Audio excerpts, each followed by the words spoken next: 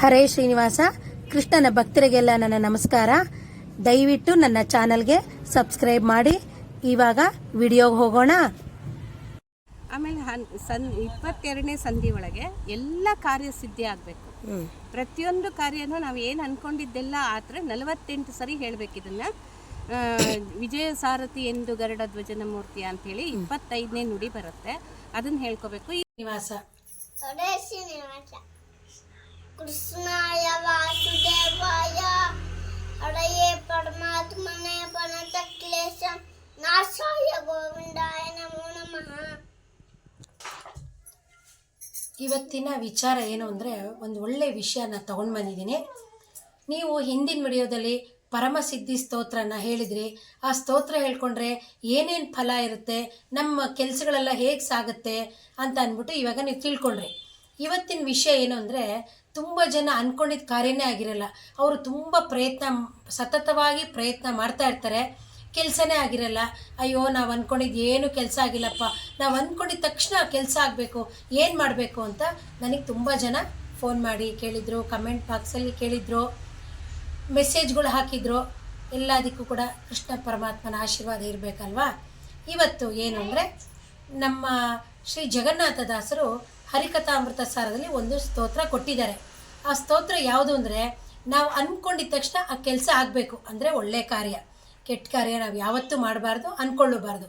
ಒಳ್ಳೆ ಕಾರ್ಯ ಅಂದ್ಕೊಂಡು ಈ ಕೆಲಸ ಆಗಬೇಕಪ್ಪ ಅಂಥೇಳಿ ಆ ಸ್ತೋತ್ರ ಎಷ್ಟು ಸತಿ ಹೇಳಬೇಕು?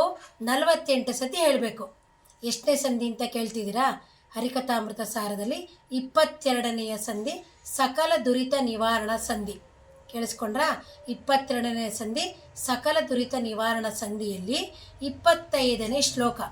ಆ ಶ್ಲೋಕವನ್ನು 48 ಸತಿ ಹೇಳಬೇಕು. ಇನ್ನೊಂದು 2 ಸತಿ ಹೇಳಿ ಬಡ್ಡಿ, ಒಟ್ಟು 50 ಸತಿ ಹೇಳಿದ್ರೆ ನಿಮ್ಮ ಅಂದ್ಕೊಂಡಿದ್ದ ಕೆಲಸ ಆಗುತ್ತೆ. ಅದು ಯಾವ ಸ್ತೋತ್ರ ಅಂತ ನೋಡೋಣ, ಬರ್ತೀರಾ? ಹರಿಕಥಾಮೃತ ಸಾರ ಗುರುಗಳ ಕರುಣದಿಂದ ಪನಿತು ಪೇಳುವೆ, ಪರಮ ಭಗವದ್ಭಕ್ತರಿದನಾದರದಿ ಕೇಳುವುದು. ವಿಜಯ ಸಾರಥಿ ಎಂದು ಗರುಡ ಧ್ವಜನ ಮೂರ್ತಿಯ ಭಕ್ತಿಪೂರ್ವಕ ಭಜಿಸುತ್ತಿಪ್ಪ ಮಹಾತ್ಮರಿಗೆ ಸರ್ವತ್ರದಲ್ಲಿ ಒಲಿದು, ವಿಜಯದನು ತಾನಾಗಿ ಸಲಹುವ ಭುಜಗಭೂಷಣ ಪೂಜ್ಯ ಚರಣಾಂಬುಜ ವಿಭೂತಿದ ಭುವನ ಮೋಹನ ರೂಪ ನಿರ್ಲೇಪ. ಹರಿಕಥಾಮೃತ ಸಾರ ಗುರುಗಳ ಕರುಣದಿಂದ ಪನಿತು ಪೇಳುವೆ, ಪರಮ ಭಗವದ್ಭಕ್ತರಿದನಾದರದಿ ಕೇಳುವುದು. ಹರಿಕಥಾಮೃತ ಸಾರದಲ್ಲಿ 22ನೆಯ ಸಂಧಿ ಸಕಲ ದುರಿತ ನಿವಾರಣಾ ಸಂಧಿಯಲ್ಲಿ ಬರುವ 25ನೆಯ ಶ್ಲೋಕ. ಅದನ್ನು 48 ಸತಿ, ಇನ್ನು 2 ಸತಿ ಹೇಳಿ ಒಟ್ಟು 50 ಸತಿ ಹೇಳಿದರೆ ನೀವು ಅಂದ್ಕೊಂಡಿದ್ದ ಕಾರ್ಯ ಭಗವಂತ ನೆರವೇರಿಸ್ತಾನೆ. ಮತ್ತು ಈ ವಿಡಿಯೋ ನಿಮಗೆ ಇಷ್ಟ ಆಯಿತು ಅಂದ್ಕೋತೀನಿ. ಮುಂದಿನ ವಿಡಿಯೋದಲ್ಲಿ ಇನ್ನೊಂದು ಒಳ್ಳೆಯ ಶ್ಲೋಕದಿಂದ ಬರ್ತೀನಿ. ಹರೇ ಶ್ರೀನಿವಾಸ. ಮತ್ತು ಈ ಸ್ತೋತ್ರನ ನಾನು ಡಿಸ್ಕ್ರಿಪ್ಷನ್ ಬಾಕ್ಸಲ್ಲಿ ಹಾಕ್ತೀನಿ. ಎಷ್ಟನೇ ಸಂಧಿ, ಎಷ್ಟನೇ ಪದ್ಯ, ಯಾವ ಸ್ತೋತ್ರ ಅಂತ ನೀವು ಅದನ್ನೆಲ್ಲನೂ ಒಂದು ಕಡೆ ಬರ್ಕೊಂಡು ಹೇಳಿ ನಿಮ್ಮ ಕಾರ್ಯನ ಸಾಧಿಸ್ಕೊಳ್ಳಿ. ಹರೇ ಶ್ರೀನಿವಾಸ. ಎಲ್ರಿಗೂ ಒಳ್ಳೆಯದಾಗಲಿ. ಹರೇ ಶ್ರೀನಿವಾಸ.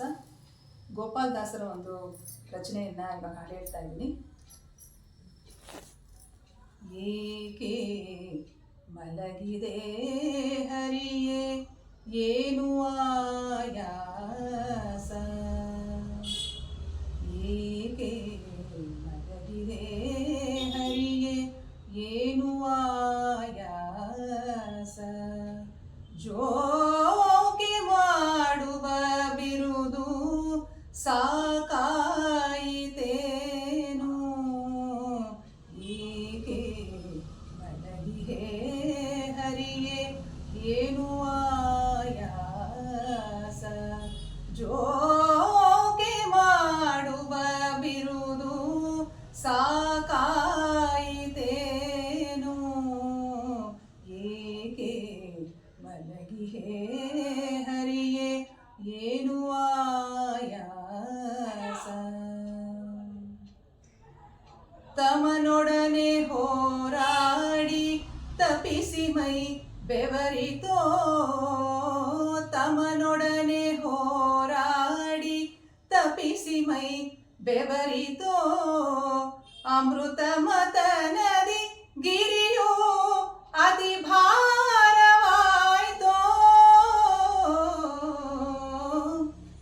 ತಮನೊಡನೆ ಹೋರಾಡಿ ತಪಿಸಿ ಮೈ ಬೆವರಿತೋ ಅಮೃತ ಮತ ನದಿ ಗಿರಿಯೋ ಅತಿ ಭಾರವಾಯ್ತೋ ರಮಣೀಯನು ತರುವಾಗ ರಣರಂಗ ಬಹಳಾಯ್ತೋ ಅಮರರಿಪುವನು ಸೀಳಿ ಕರಸೋದಿತೋ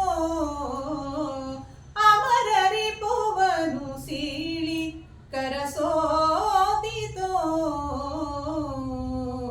ಏಕೆ ಮಲಗಿಹೇ ಹರಿಯೇ ಏನು ಆಯಾಸ ಆಕಾಶ ಭೇದಿಸಲು ಆ ಕಾಲು ಹುಡುಕೀತೋ ಕಾಕು ನೃಪರನು ಸೀಳಿ ಕರಸೋತಿತೋ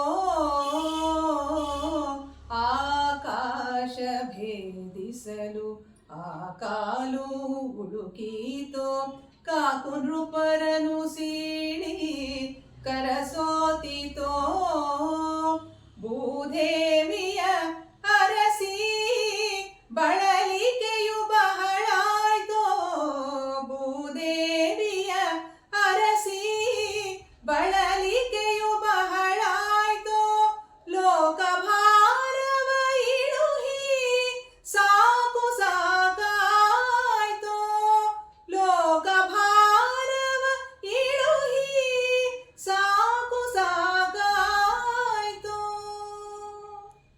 ಏಕೆ ಮಲಗಿಹೇ ಹರಿಯೇ ಏನು ಆಯಾಸ ಚಪಲೆಯರ ಮೋಹಿಸಲು ಉಪಟಳವು ಬಹಳಾಯ್ತೋ ಚಪಲೆಯರ ಮೋಹಿಸಲು ಉಪಟಳವು ಬಹಳಾಯ್ತೋ ಅಪವಿತ್ರನ ಅಡಗಿಸಲು ಅಧಿಕ ಶ್ರಮವಾಯ್ತೋ ಕೃಪೆ ಮಾಡಿ ನೋಡಯ್ಯ ಕಣ್ಣು ತೆರೆದೆನ್ನ ಕಡೆ ಕಪಟ ನಾಟಕ ಶ್ರೀ ಗೋಪಾಲ ವಿಠಲ ಕಪಟ ನಾಟಕ ಶ್ರೀ ಗೋಪಾಲ ವಿಠಲ ಏಕೆ ಮಲಗಿಹೇ ಹರಿಯೇ ಏನು ಆಯಾಸ ಜೋಕೆ ಮಾಡುವ ಬಿರುದು ಸಾಕಾಯಿತೇನೋ ಏಕೆ ಮಲಗಿಹೇ ಹರಿಯೇ ಏನು ಆಯಾಸ ಕೃಷ್ಣಾರ್ಪಣಮಸ್ತು.